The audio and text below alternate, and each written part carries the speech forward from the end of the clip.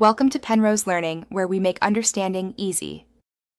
In this video, I will show you how to hide likes on Facebook. First, open your Facebook app or go to the website.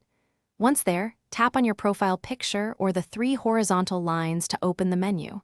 Then, scroll down and find Settings and Privacy, and from that submenu, choose Settings.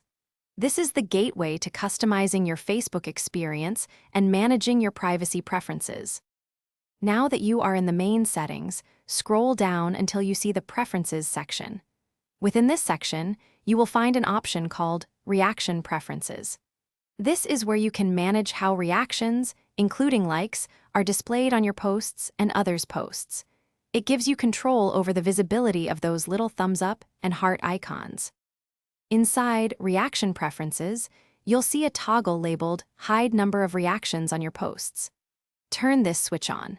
This action will prevent other people from seeing the total count of reactions on anything you share. However, you will still be able to view the total number of reactions on your own content, giving you personal insight without public display. There's another important toggle in Reaction Preferences called Hide Number of Reactions on Posts from Others. If you activate this, you will no longer see the total reaction counts on any posts in your newsfeed, whether they are from friends or pages.